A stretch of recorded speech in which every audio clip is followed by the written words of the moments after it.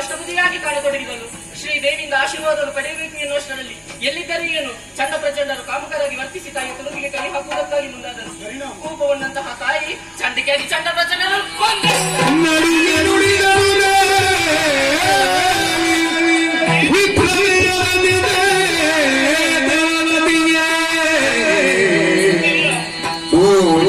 ಅಡಿಗಳಾಶ್ರಯ ಪಡೆಯುವ ರೂಪವ.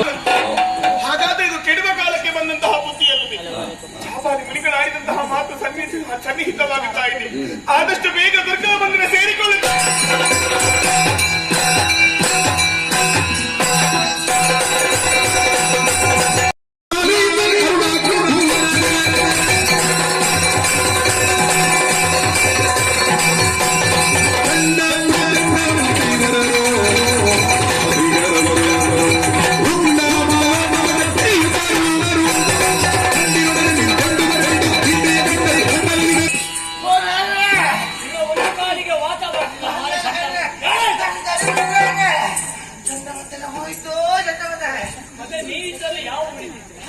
ಅದನ್ನು ತೆಗೆದೆಯಾ?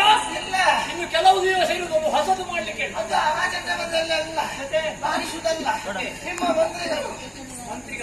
ಚಂಡ ಪ್ರಚಂಡರು ಅವರನ್ನು ಕರೆದು ನೀವು ಹೇಳಿದ್ರೆ ಹೊಳೆ ಬದಿಗೆ ಹೋಗ್ಬೇಕಂತ. ಹೌದು, ಅವರ ಜೊತೆಗೆ ನಾನು ಕೂಡ ಹೋದವ. ಇನ್ನೊಂದು ಹೇಳಿಲ್ಲ ಅವರೊಟ್ಟಿಗೆ ನಾನು ಹೋದದ್ದು. ಹೋದಿಯಾ? ಹೌದು.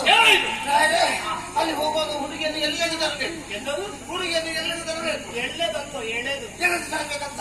ಹಾಗೆ ಹೋಗುವಾಗ ಹುಡುಗಿ ಹೊಳೆ ಬದಿಯಲ್ಲಿ ಅಲ್ಲಿ ಕಲ್ಲ ಮೇಲೆ ಇದ್ದಳು. ಉಳಿದು ಅನ್ನೋದು ಪ್ರಾಣಿಗಳು ಕುಳಿತುಕೊಂಡಿದ್ದಾಳೆ. ನೀರನ್ನು ಕಾಲಿಗೆ ಚಾಚಿದ್ದಾಳೆ. ಕಾಲಿಗೆ ಈ ಕಾಲನ್ನು ನೀರಿಗೆ ಚಾಚಿದ್ದಾಳೆ. ನೀರಿಗೆ ಕಾಲ ಕಾಲಿಗೆ ನೀರು ಅಲ್ಲ, ಕಾಲನ್ನು ನೀರಿಗೆ ಹಾಕಿ ತುಂಡು ಮಾಡಿ ಅಲ್ಲ ಇಳಿದು ಬಿಟ್ಟಿದ್ದಾಳೆ.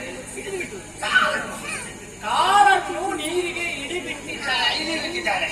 ಅಲ್ಲಿಂದ ಇಳಿದು ಬಿಟ್ಟಿದ್ದಾಳಲ್ಲ. ಮಜಾ ಮಜಾ ಮಜಾ ಮಜಾ ಮಾಡ್ತಾ ಇದ್ದಾಳೆ. ಶಬ್ದ ಕೇಳ್ತಾನೆ. ಹೇಗೆ ಶಬ್ದ? ನಾನು ಹೋಗುವಾಗ ಆ ಶಬ್ದ ಇತ್ತು.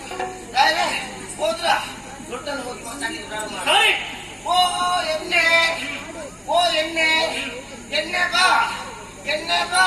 ಎಣ್ಣೆ ಬರುವುದಕ್ಕೆ ಕೈ ಹಿಡ್ಕೊಂಡು ಬರಬೇಕು. ಕರೀರಿ. ಹೆಣ್ಣೆ ಬಾ. ಬಾ, ಬಾ. ಬಾರದಿದ್ರೆ ಕಡಿಮೆ.